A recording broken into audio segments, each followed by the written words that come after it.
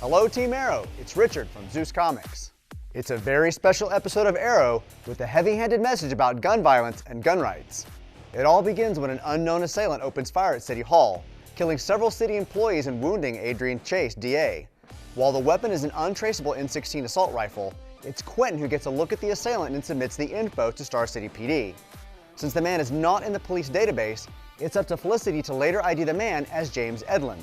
Edlund, having lost his two daughters to criminals, is unleashing his grief by sending a message to the city. Our team assumes Edlund's intent is based on the prior city's administration's inability to pass gun control legislation. After Mr. Terrific and WildDog discover Edlund's next target is Star City General Hospital, Oliver heads to the hospital and is able to negotiate Edlund's surrender before any more folks are harmed. It's in this moment that Edlund confesses that it's his failure as a father to protect his family that motivated his killing spree. The debate in this episode pits Quentin and Curtis on one side and Dinah and Renee on the other. Lots of great points, but the arguments are in absolutes, and Edlund's surrender actually suggests a mental health issue, long counter to gun control, but it's never addressed. It's Oliver who is stuck in the middle of the debate, and for the viewer, he's meant to represent us, wanting both Second Amendment rights and a reduction in gun violence. At the end of the episode, with Renee's help, Mayor Oliver is able to come up with a solution that appeases both sides.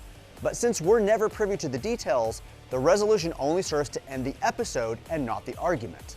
Points to mention about the episode Spectre of the Gun. The major season plot isn't moved forward. At most, we find out that Felicity has narrowed down Prometheus' mother as to living in Illinois. Susan Cooper, her private investigator, and the Bratva Arrow is Oliver discovery from last episode aren't mentioned at all. Roy Reagan, aka Ragman, is completely absent, leaving me wondering if he's out for the rest of the season. Were his rag effects too expensive to animate? Or maybe the team too big?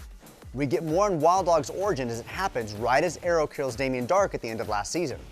WildDog lost his wife during a scuffle with a drug dealer, causing WildDog to not only lose his wife in the gun battle, but his daughter to a foster home. It's also the basis for his staunch gun rights advocacy.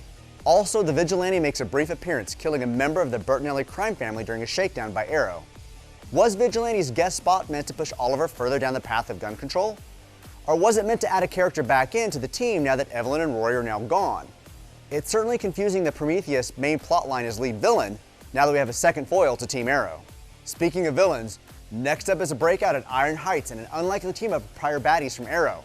China White, Cupid, and Liza Warner break out to exact revenge on Team Arrow for locking them up. Plus, will Arrow be arrested for the death of Detective Billy Malone by the ACU? Let's find out on the new Arrow, Sin Eater.